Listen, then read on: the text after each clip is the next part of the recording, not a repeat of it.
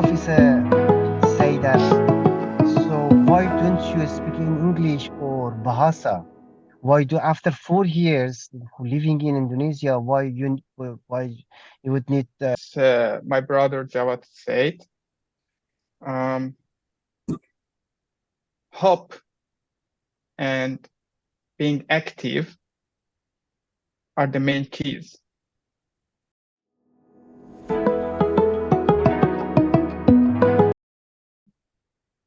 Okay. Yeah, please.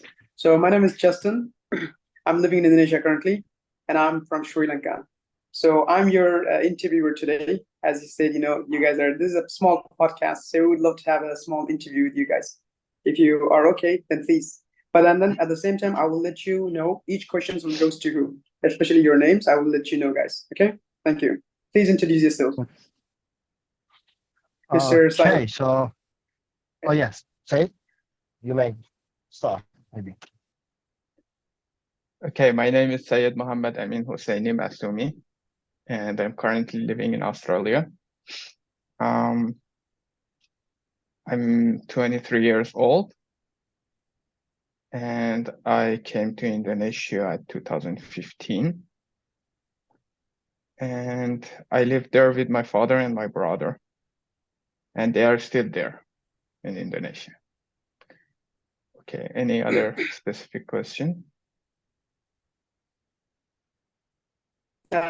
For now, no need. Thank you. It goes to Mr. Jawid. Thank you, sir. Yes. Hello everyone. My name is Javad. Well, my full name is Javad Rahimi. I'm from Afghanistan. I used to live in Indonesia about like 10 and a half years. I came to Indonesia in 2013 and currently living in Australia. And yeah, if there is any other question, I'm happy to answer. Okay. Can you share a small little bit of experience in Indonesia? When did you guys come to Indonesia? And like, how did you guys feel about Indonesia? And what are the struggles that you guys face in here and stuff? The question goes to Mr. Said. Could you repeat your question? Can you give a small explanation about how do you guys come to Indonesia and when did you come here and what are the struggles or obstacles that you face here and what are the improvements that you guys saw in Indonesia and you feel that? Okay, this question is a very specific question. As other refugees that we came to Indonesia, like everyone else, and as I said before, I came to Indonesia at 2015 with my brother and my father. We lived in Pekanbaru in Riau State, and we lived there for quite like 8 or 9 years until I could receive a labor mobility program from TBB and could move to Australia last year on November. Yeah, on November. The obstacles in Indonesia, I think everyone knows about it. IM or UNHCR or refugees, we all know what are the obstacles in Indonesia: lack of resettlement, and also a lot of different obstacles that refugees facing, such as education, most important, and human right actually, and stuff like that that we always had to bear in Indonesia. So the improvements that we received, the situation in 2015 was so awful, but with helps and care from IM and UNHCR and other organizations which were partaking in the process of protecting refugees in Indonesia, there were some very good positive progress and positive outcomes that we had, like classes, courses, trainings, meetings, and stuff like that. That usually I joined like 99% of them. Yeah. And yeah. Oh, the most important thing that happened to me was I was introduced to Talent Beyond Boundaries by one of IM staffs, actually. Okay. Yeah, she sent me the link and told me to register myself there. Okay. So thank you so much. That's really wonderful. I really appreciate you.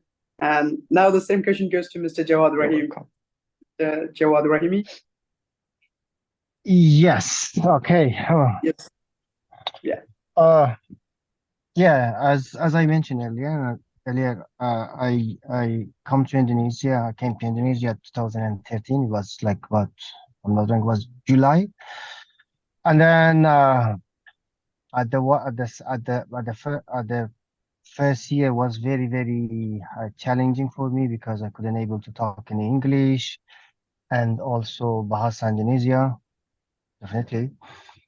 And day by day it get better, but yeah, at 2016 I joined uh, uh, the interpreting group, which is I just start my voluntary interpreting in 2016 actually. Yeah, working with CRS CWS, which is for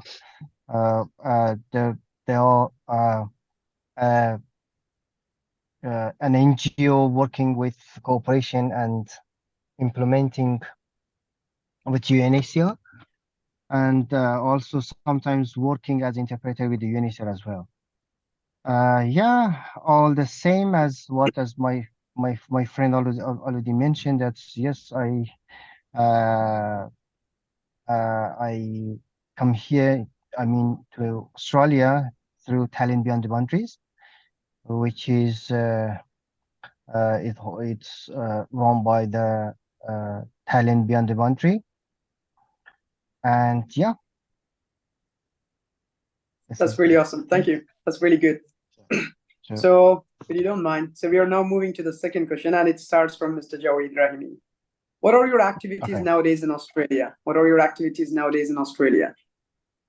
Well, actually, of course, I'm as I'm coming here. I'm working for a company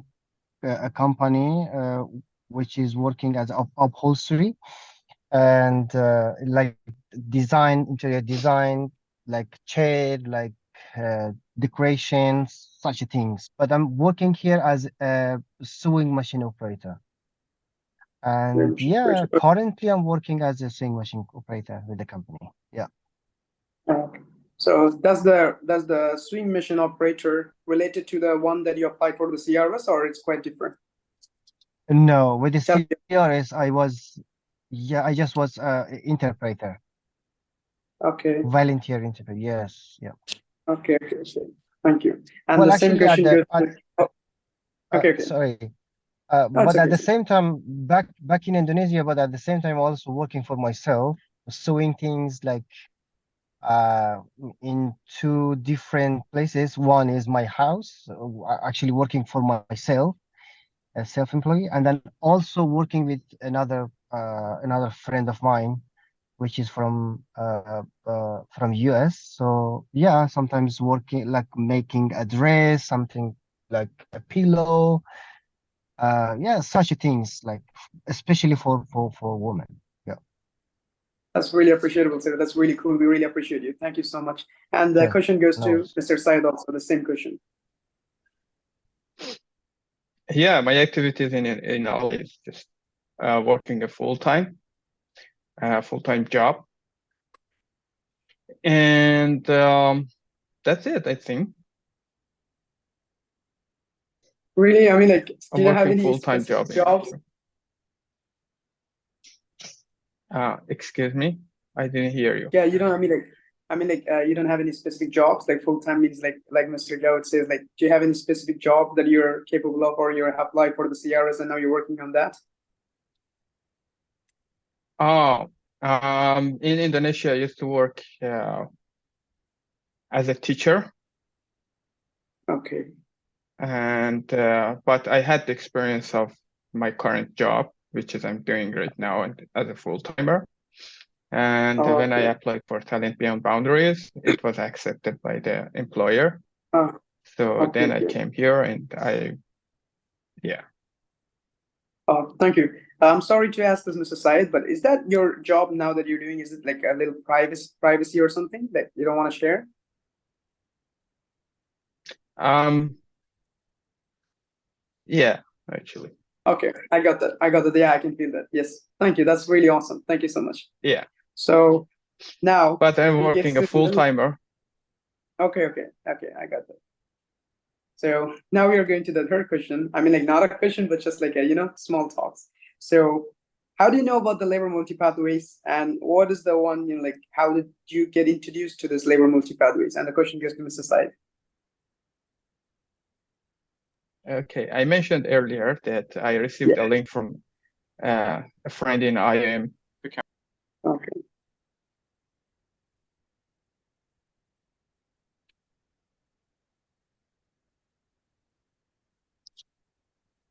Hello, Mr. Syed.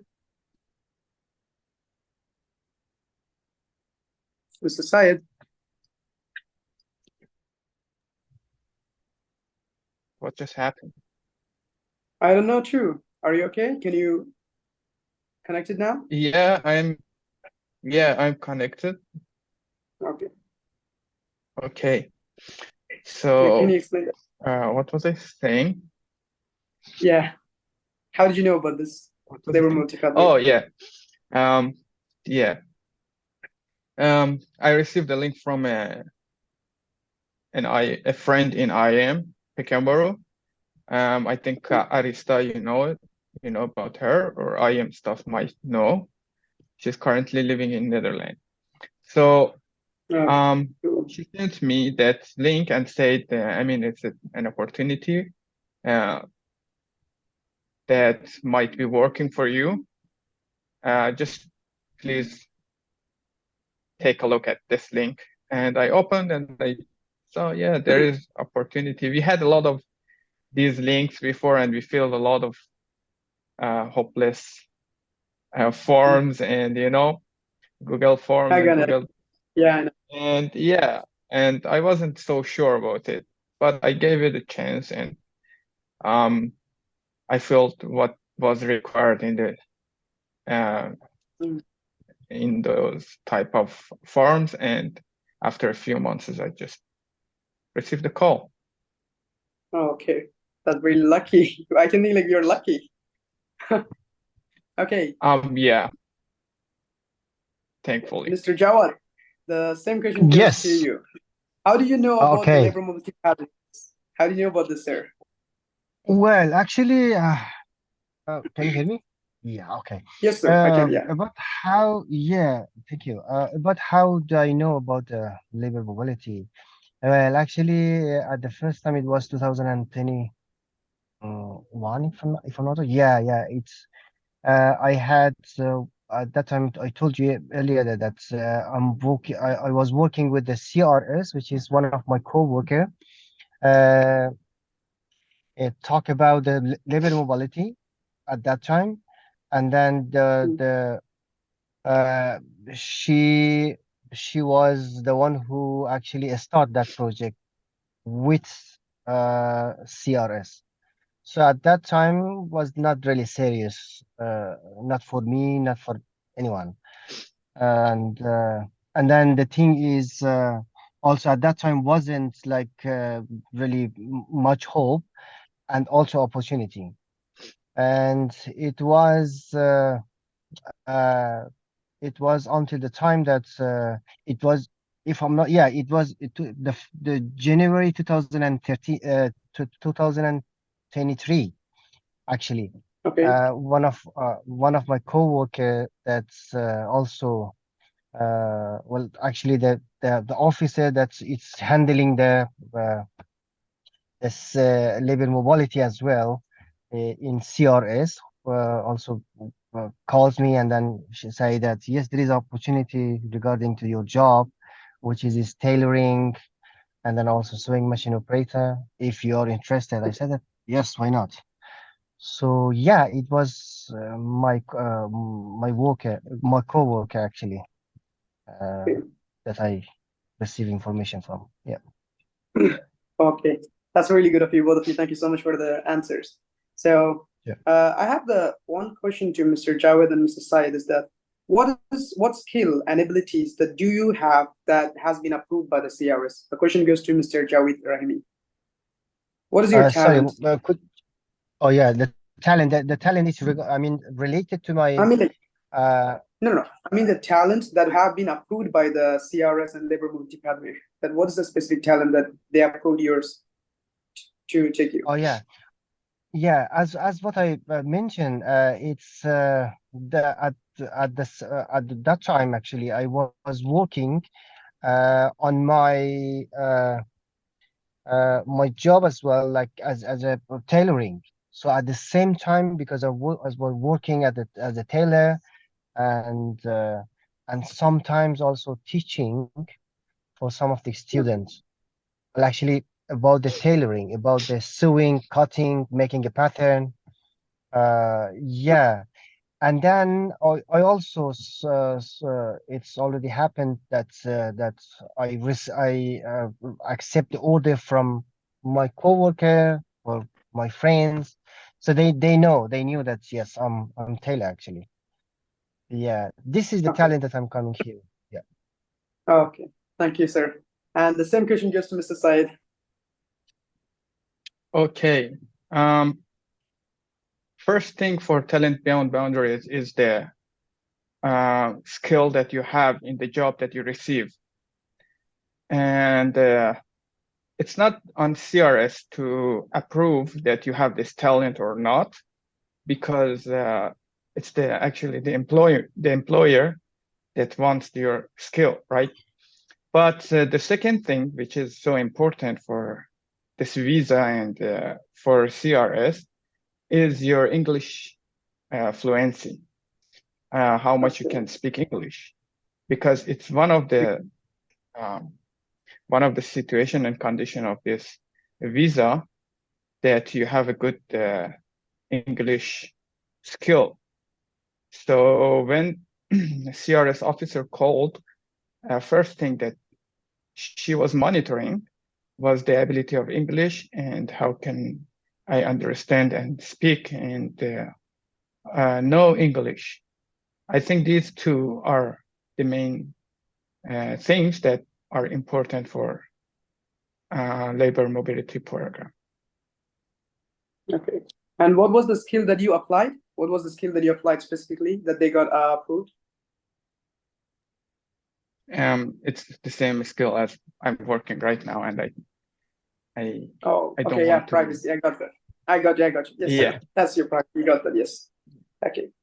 So the other question goes to Mr. Syed again, because we started from the ones who finished it and the ones who are doing next. So the next question is, how do you prepare yourself to acquire those skills and abilities? Like the specific skills that you're working now, how do you acquire those and how do you prepare for them through the CRS and stuff? Um. I had this skill since I used to live in Iran. I worked Okay. for this type of job before, so I had the experience. And also, time to time, I used to work for other workshop and companies in Indonesia, but it wasn't like a working full-timer or part-timer. It was just casual working. Okay. So it was just that I don't forget what skill I have.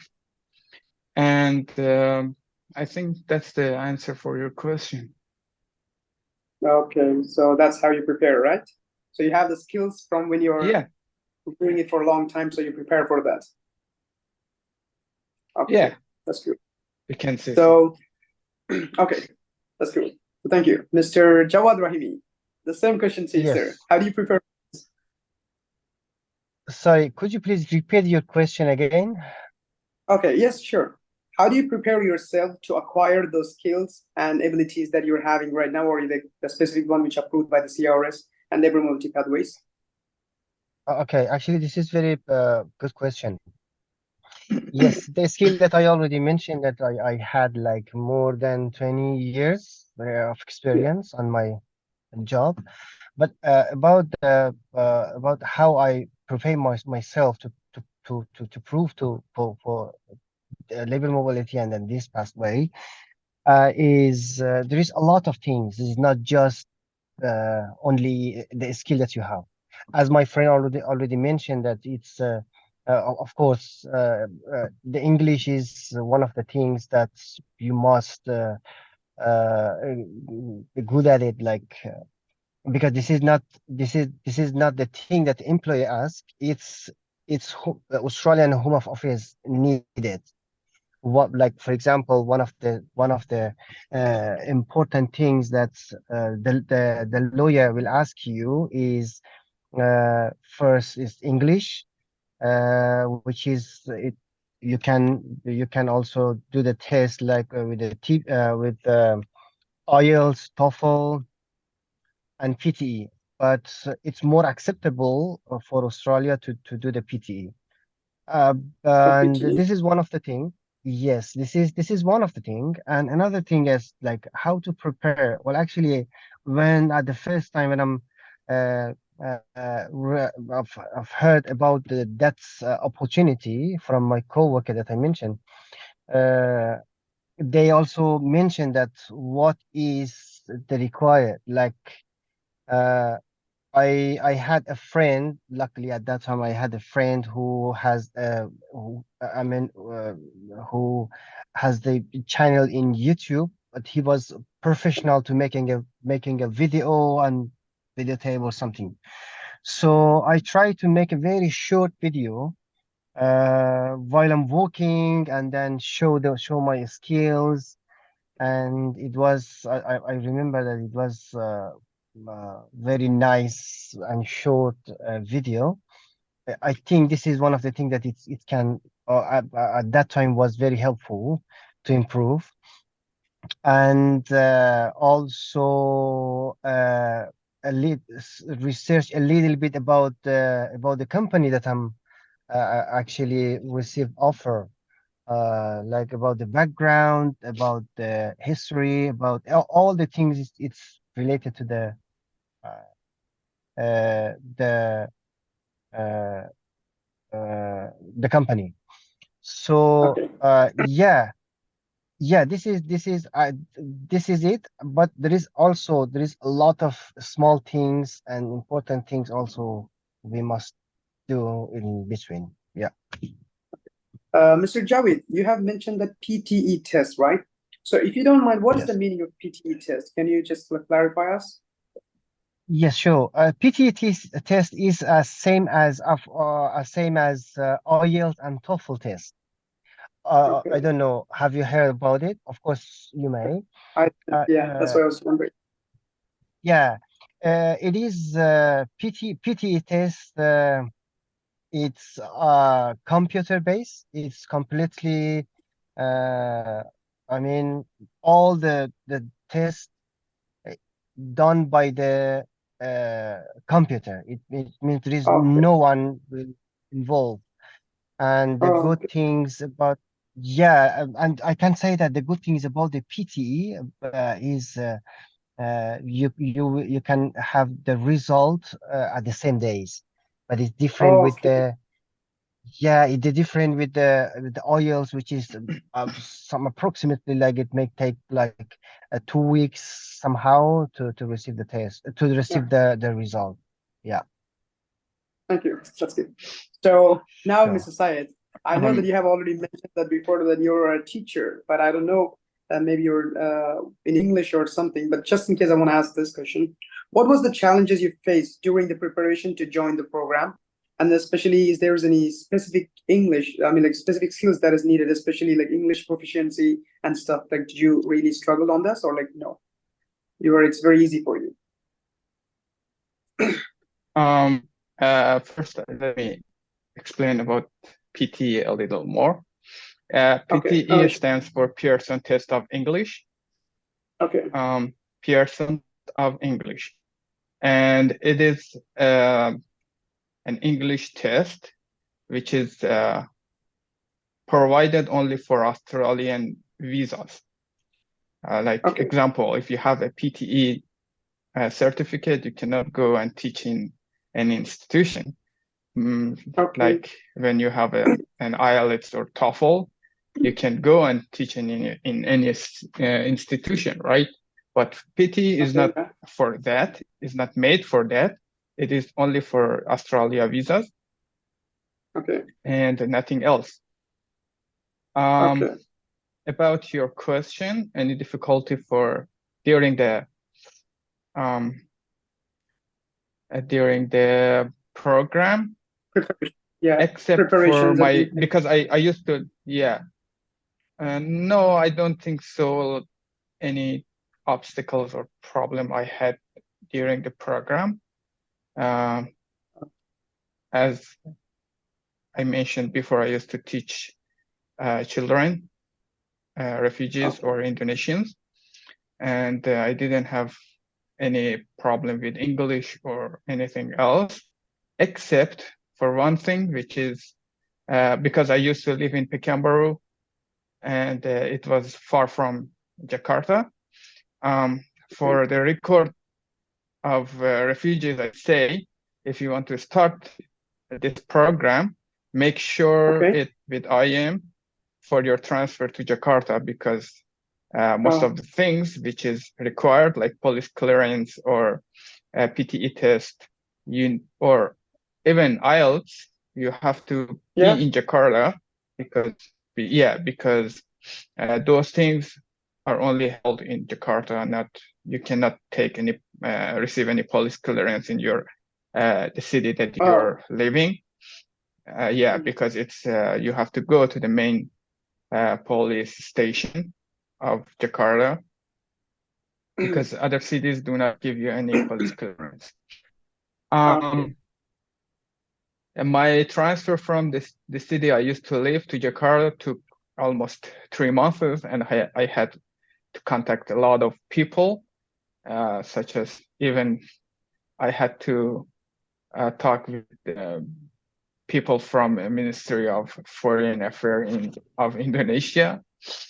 To make it possible, because I was the first person that is living in another city and joining the program of labor mobility, and it was very hard for IM to even when I was in Jakarta and I met IM staffs there, they said they do not recognize this visa under their criteria, and it is hard for them to make decisions based on this visa number. They showed me the numbers of visas that they work with, and visa number 186 was not included in the visas that they are working with. So they had to make decisions very hard for any step that we had. And that was kind of the main issue that I faced. Okay, sir. That's really good. Thank you so much for your experience. Mr. Jawid Rahimi, the same questions to you, sir, because you have mentioned at the early that you have told that you have a little bit of difficulty on speaking English. So how did you get through this? I mean, like this process and this proficiency of English, how did you pass through this, and how are the difficulties that you faced? Did you face any different difficulties than Mr. Syed, or like almost similar? Like, can you explain that, elaborate that on that? Thank you. Yeah, sure. Well, actually, when I saying that I had a little bit problem at the first time when I'm coming to Indonesia, like 2013, was like it was very struggling for me because at that time if I couldn't able to talk English even a sentence. Bahasa Indonesia as well. So there was a school called Roshan, if you may heard about it. It was Roshan, excuse me, sorry, Roshan? Roshan, yes, Yeah, I think I called heard that. Yeah, I Roshan. have heard. Yeah, Yeah, I have heard yes. that. So Yeah. start my English there, and well, actually, uh, it was very good actually for me at that time. Was very good opportunity for me to improve my English. So yes, at that time, at the same time, I tried to find a friend and make a relationship, and then try to push myself to talk with different people. But one of the good thing is in Jakarta there is a lot of foreigner, so I try to make a friendship Uh, with. So yeah, from different country like from US, Europe, Australia, Canada. So yeah, that this is one of the things that has helped me a lot. And until 2016, the end of 2016, that I one of the interpreter who working with CRS, sorry, CWS at that time, because CRS wasn't working with the UNHCR at that time. So they say that yes, they need an interpreter. I say that well, actually, my English is not really good, but I can try. And yes, I try at the first time. Yeah, was a little bit challenging, but it goes by the time goes it like become okay, and then I get used to. I'm working somehow working gradually every day, go to the hospital trying to help my community, and then yeah, it's become yeah. no, Well, that's actually, it was challenge for me. Yeah, yeah, so these are the things that really makes you to improve yourself, and then like talking with peoples and improving yourself. So it helps you to get through this English proficiency, right? English, yeah, like learning exactly. English better. Yeah, because I remember that it was UNHCR, one of the officers that just come to see a CWS office, and then at that time was has the interview uh,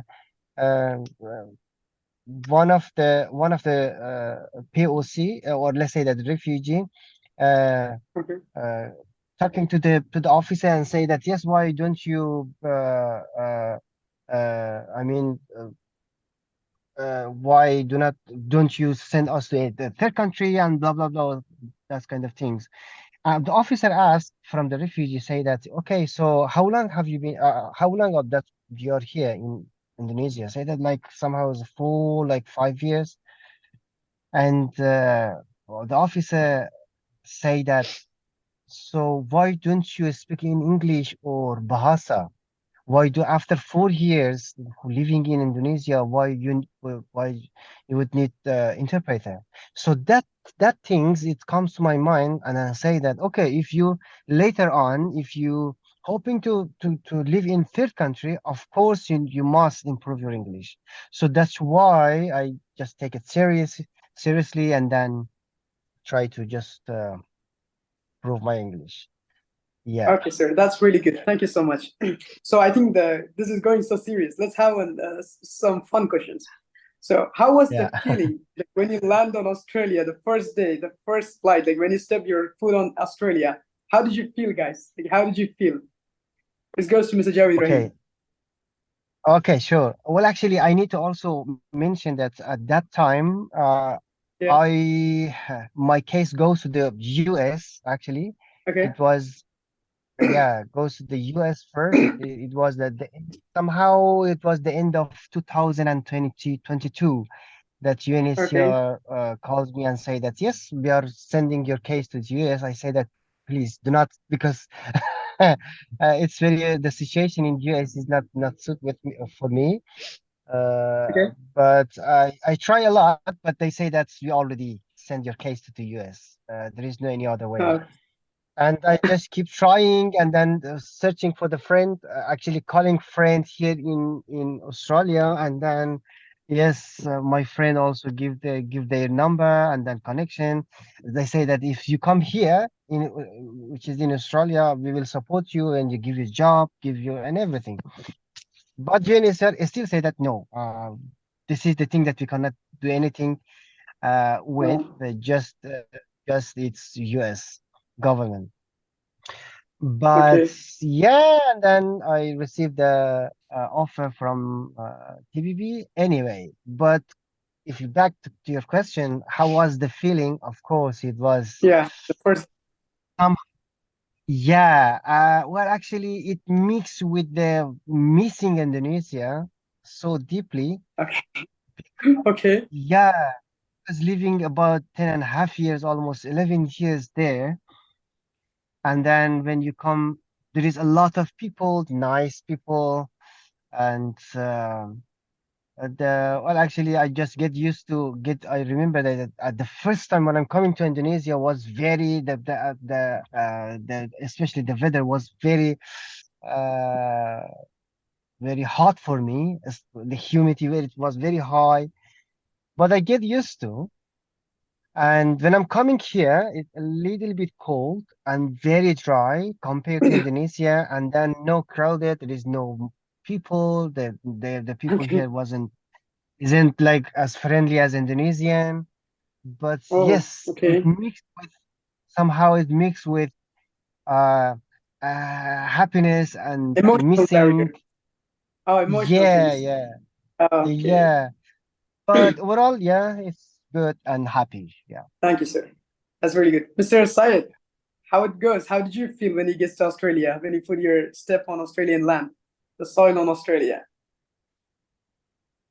Yeah, actually, as Jawad just mentioned, it was a Yeah. bittersweet feeling because, as I mentioned, my father and my brother that I lived with them in Indonesia for quite long time, like 9 years, left behind in Indonesia. Oh, So, and also, I can count Indonesia as one of my homelands because, first of all, I lived almost half of my life in Indonesia up to now. okay. And yeah, so I'm so like obsessed with Indonesian culture, Indonesian weather, Indonesian people, everything about Indonesia. And I feel like it's one of my homelands. But when I entered Australia, I can say that I entered my own country because Oh, this is the destination, right? This is the yeah. destination. Happily. This is the Yes. place that I'd live forever. No, uh, no transit country, uh, and not a country that I have to run away from it and become a refugee from here. And this is a country like I will reside forever. So yeah, I felt like I came from my old country to the new country. So Oh, okay. I it's get just you. like, yeah. Perfect. Thank you so much. That's really wonderful. Appreciate your times that you're taking. Like because like we are doing an interview, maybe like discussions and podcasts like for a while. Like, do you guys need some like break or something, or like we can continue the questions? No, No, we can actually, continue. We can continue. we are fine, I think. Okay, Yeah, Yeah. yeah. that's cool. Yes, sir. Actually, So sorry, yeah, sorry. Actually, I'm expecting a guest to come at 6:30, yeah, but still sure. he isn't here. But we just continue. But maybe if Yeah, the during the just few more our questions. We are done. Yeah, we are done. We'll show, try to finish it fast. just So what okay, okay. priorities, for example, like yeah, what priorities should someone who wants to enroll in this labor mobility pathway must have? Like for example, even me or my friends want to apply for our skills and stuff. What is the thing that you feel like we must have for applying and getting successfully submitted or successfully getting to Australia or any other countries? Like what is the thing that we should have? Question goes to Mr. Jawad. Okay. Well, actually, there is a lot of things, but the most important thing is first hope. Uh, as I mentioned, that I was working as a refugee representative for a while, and then also interpreting. Uh, I could see I can say that there is a lot of people who losing their hope, and then they thought they believe that it is not possible to go through this, especially through this pathway. But I think this is the easiest way that it is possible. I think first having hope, second improve the skills, which is we already mentioned, and then we already talked about it, Yeah. and then connection. Connection means being good with the people. Like Okay. I can say that, yeah, I mean there is a lot of other people that I know that they have the skill, better English than me, better skill in sewing, tailoring, blah blah blah. But why they choose me, or they prefer to give that offer to me? I think that it's having good relationship, having good attitude, having good uh I mean having the hope. So this is the thing, and just do it. I think I I I think. Oh, sorry. I need to, yeah. Sorry. Uh, yes, that kind of thing is. I think it's very very very important, and try to find any pathway, any way that you can go for the third country. But if you are asking for this pathway, I think it is very, very, very possible. Very possible. If you may know about this, there is two way. One way is just regular way that you can just Yeah. register to the Italian Beyond the Boundary, Yeah. TBB, I mean. And another way is if you can find someone here in Australia, if you want, if you have it, so they also they also can invite you. So you can have contact with them, and then just tell them about your skills, and then how you can Yeah. work with them. They also can invite you. So yes, Yeah. just do it, I think. Mm. I think that's called autonomous pathway. The second one that you mentioned. Yeah. Sorry. The second one you mentioned, I think it's called autonomous pathway. I think. Autonomous Yeah. pathway. Yes, yes, Yeah. exactly. Autonomous. Yeah. Yeah. Okay, Mr. Syed, the same question goes to you. What is the things that you feel like we should have? As my brother Jawad said, um, hope and being active are the main keys. I lived in Indonesia as a refugee, and um, I never lost hope or become deactive. Jawad was So, a very active person in Indonesia. I can say he was active double than me, actually. Even though I was super active in every activities, and okay. I joined. I used to help refugees, do volunteer things in my city. I even built an organization for youth people. Like it was an educational organization called Youth Learning Center in my city. Okay. I tried a lot of things just to be active and don't lose my hope and my energy and the positiveness. So, but there is a but that I see a lot of refugees that are always just complaining about the situation. Yes, complaining about the situation is good because you have some rights and you need to obtain your rights. Okay, nobody is giving your right, but complaining alone is not the way, is not the path that will rescue you. Um, as I was active in every activities that I am or UNHCR or other organization or my organization held, um, I received this link from IOM because I was active person and they like my active being, activeness. So they sent it to me, not to any other person. Okay, at the first in 2021 or two, I guess. They sent it to me, not to others.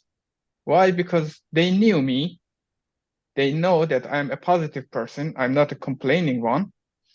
And so they chose to contact with a person who is positive, not with a person who is negative, right? And yeah, it was a hopeless link at the first, but then after I registered, and like after 6 months or something, I received the first call. It was from CRS, and it wasn't for Australia, it was for Canada. The same job in Canada, but it was just canceled because the company didn't answer CRS emails. But again, I didn't lose hope. I knew that this pass, after the first call, I knew that this pass might work. I didn't lose hope, and I've completed my profile on TBB website. I completed it very well and very tidy and nice. And the second opportunity happened on January 2022. So yeah, as Mr. Jawad just mentioned, having hope, and as I mentioned, to be active and positive are the main keys. Okay, that's It's really good of you, my sir. Thank you humble so much. opinion, actually. I really agree on that, because like they say that whatever you feel, whatever you think, you will attract in universe. So that's how the world works. So we have to be positive and active, as you guys say. That's really appreciated. So now we are finally in the last question, but I think it's almost same. But Justin, like just elaborate on this. We are almost about to close. So just, is there any suggestions? Is there any suggestions that you would love to give the peoples, especially refugees in Indonesia currently? You can say that in few words or like in a few sentences. Is there any suggestions would you guys give to refugees in Indonesia? Mr. Jawad, the question is to you. Yes. Yeah. Yes, of course. If I'm just going to explain very, very short, or just mention very short, of course, is the big thing is hope. And as you mentioned, I think it was very, very, very important point, which is I believed that before, but it's proved to myself, is everything is in your mind will happen. Okay. Being positive and just do, it will happen. I think we lose our friend, right? Isn't it? Oh yeah, it's still hello. Yes, I think we lost Justin. Yeah. Hello. Justin, we lost you. Yeah. Sorry. Lost Is you. it back? Yeah. Yeah, you're It's all back, right. but you're like you need to Oh, change. You sorry. need to change it. Okay. Yeah. Sure. Yeah. Okay. Yeah. Can you Yeah. repeat that, please? Yeah. I've said that yes, everything is in your mind Yeah. first, because I mean, uh, being of course active and blah blah, just try improve your skill, but being positive and do it, believe it, is it possible, and then will possible. Okay. This is not just going to the third country, for everything. Yeah. Just be The whole. nice, and this is also is very important. Yeah, be nice with the people, that Sure. God will open the way. Thank you, sir. We really appreciate it. Mr. Syed, the same question goes to you, sir. Okay, if I want to be giving some advice to my friends, believe in yourself. Believe in yourself. Yeah. And improve your English. Improve your English. That's 2 points yeah, that's 2 points that because I know about thousands of refugees as my friends, as my acquaintances, but I can say 70% of them don't know English, Oh, even after living in Indonesia for several years or decades even, decades, yeah. but they don't know English. They didn't learn Oh, English. I learned several languages in Indonesia while I was living there, but they didn't even try to learn English. oh, So yeah, improve your English first thing because it will help you. You're going to live in a third country which they speak English. So what yeah. do you want to do, right? Learning, yeah. So yeah, beside your skill, which you already have from previous life that you had in any other countries, or you gained it in Indonesia, you need to know English. That's so important. Thank you, sir. Both of you are really awesome. Thank you to Mr. Jawad Rahimi and Mr. Syed. We really appreciate your work because like now we are done. Sure. All the questions are done. We are really happy to see you because like both of you are like really true gentlemen, really answered in a very nice and wonderful manner.